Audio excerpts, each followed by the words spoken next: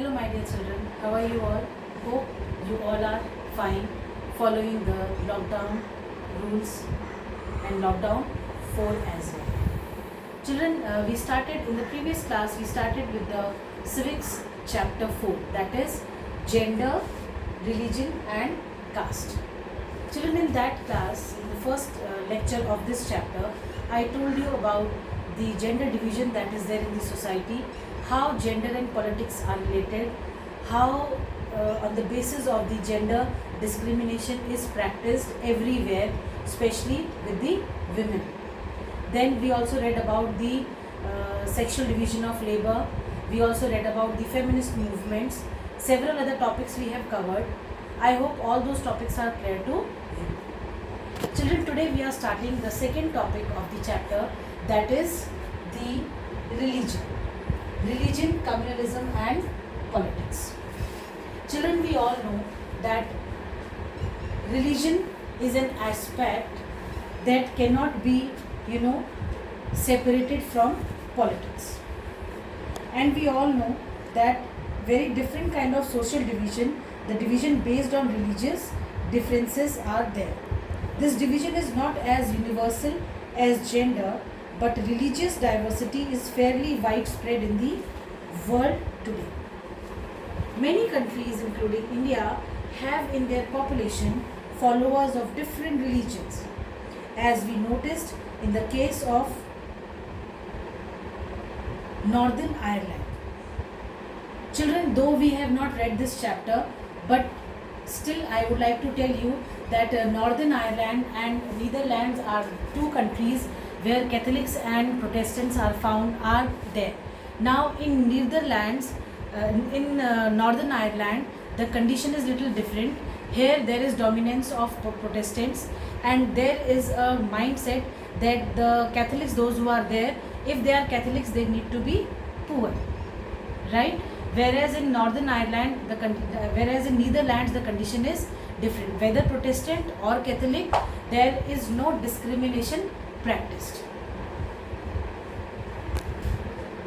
Children, if, when it comes to religion, it is said that in religion, when most of the people belong to the same religion, there can be serious differences about the way people practice that religion. Unlike gender differences, the religious differences are often expressed in field of politics. Now, we all know that the father of nation, Mahatma Gandhi, he said that religion can never be separated from politics. What he meant by religion was not only particular religion like Hinduism or Islam, but the moral values that inform all religions. He believed that politics must be guided by ethics drawn from religion. Human rights groups in our country have argued that most of the victims of communal riots in our country are people from religious minorities. They have demanded that the government take special steps to protect religious minorities. Women's movement has argued that family laws of all religions discriminate against women. So they have demanded that the government should change these laws to make them more equitable. Now all these instances involve a relationship between religion and politics, but they do not seem very wrong or dangerous. Ideas, ideals and values drawn from different religions can and perhaps should play a role in politics. People should be able to express in politics their needs, interests and demands as a member of a religious community. Those who hold political power should sometimes be able to regulate the practice of religion so as to prevent discrimination and oppression. These political acts are not wrong as long as they treat every religion equally. Now children, coming to this flowchart, communalism in politics. Children, communalism is represented in various ways, various forms in politics.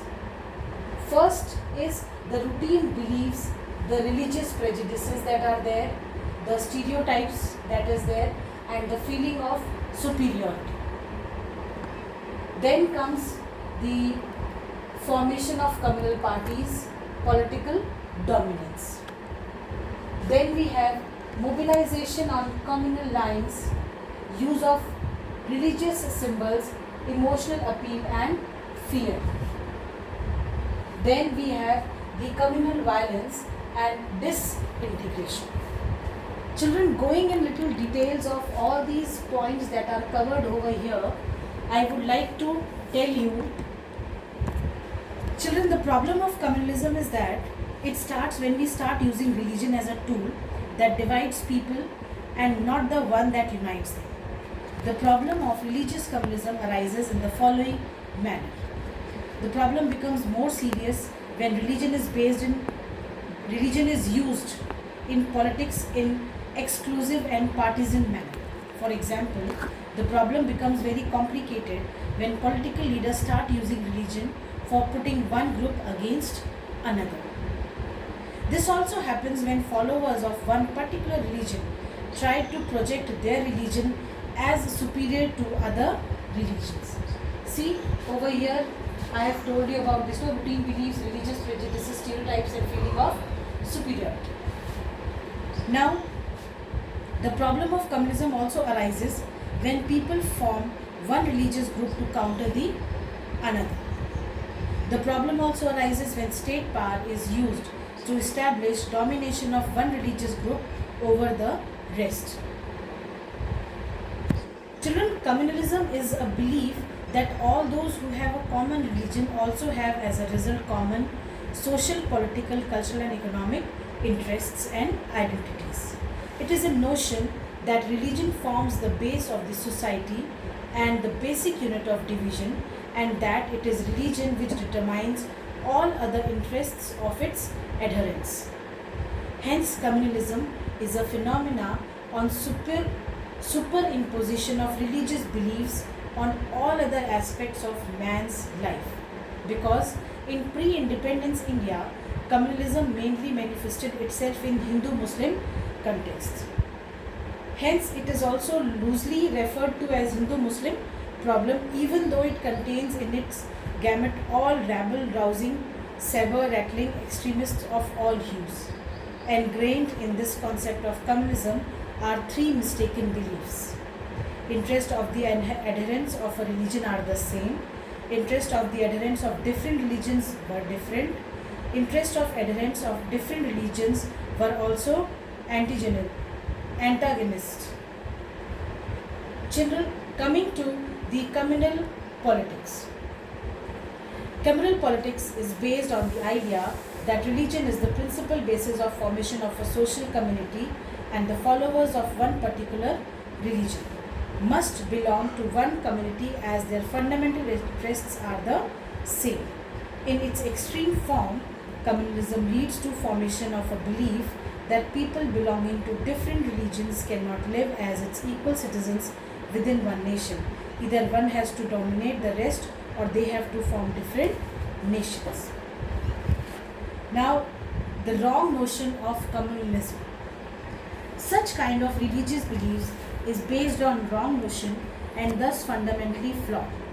It is absolutely wrong to believe that people practicing same religion will also have the same interests and aspirations in every context. Apart from religion, people have several other roles, positions and identities. Even within a community, there are many voices. All the voices had a right to be heard. For example, people practicing Islam may have different political ideologies. Some of them may be closer to Congress ideology, while the other may be close to other parties. Thus, different voices within a community have a right to be heard. Thus, an attempt was made in bringing together all the followers of one religion in context other than religion is likely to suppress many voices within the communities.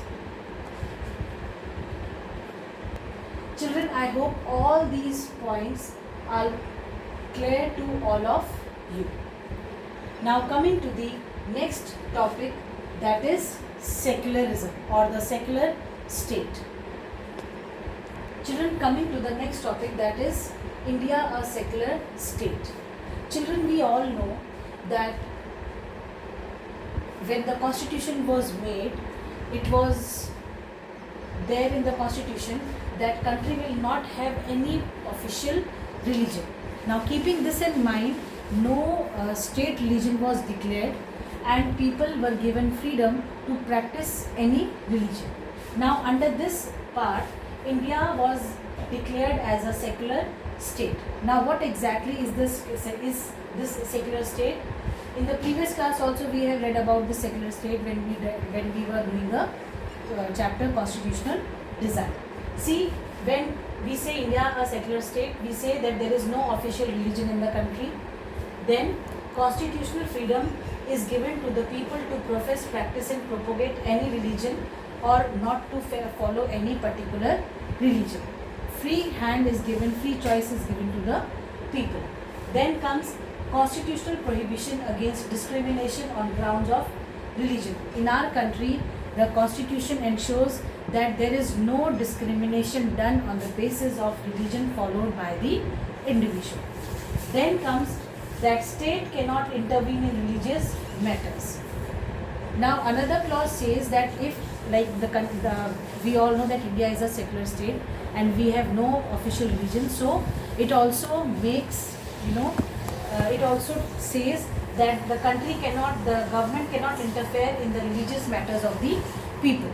But children, when it comes to the security of the country, when it comes to the internal laws that are there, the family laws which are there of a particular religion, if it is hampering, if it is creating differences within the community, within the religious groups that are there, then of course the state has to intervene.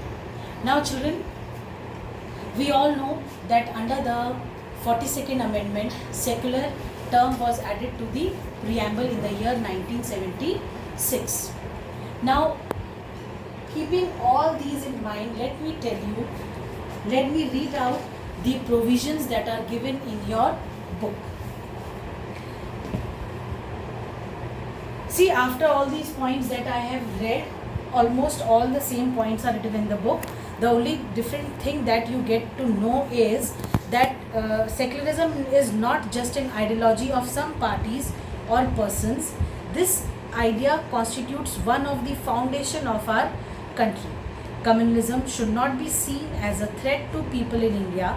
It threatens very idea. If it is so, then it threatens the idea of country itself. That is why communalism needs to be combated. It needs to be treated properly. A secular constitution like ours is necessary but not sufficient to combat communism. Communal prejudices and propaganda need to be countered in everyday and life, and religion-based mobilization need to be countered in the arena of politics. Children, we should not mix religion and politics. This is the only idea of this secular state. See, we all know that during the elections, many of the political leaders, just to encash on the votes, they try to highlight or use sentimental emotions of the people by highlighting certain sensitive issues. Like if you take example of UP, every time during the Vidhan Sabha elections, many of the political leaders, they have highlighted the issue of Babri Masjid and Ram Mandir. Now, these were done. The genuinely leaders were not interested in finding a solution to these problems. They were, during the elections, their only motive was to, bring, people think sentimentally and, relate to only that particular leader who could actually find a solution for this, making of the Babri Masjid or the Ram Mandir. Now, by doing so, leaders wanted to touch the, weakest of the sentiments of the people. Because, of course, we all relate to these kind of sentiments, and politicians very well know that how to, when and where to put hammer at what particular time. Okay. Children, with this, we come to an end of this religion, communalism and politics. The next topic that we will be taking up is caste and politics. Children, I think for today only this particular topic is more than sufficient, and now after watching the video you people can ask me your doubts.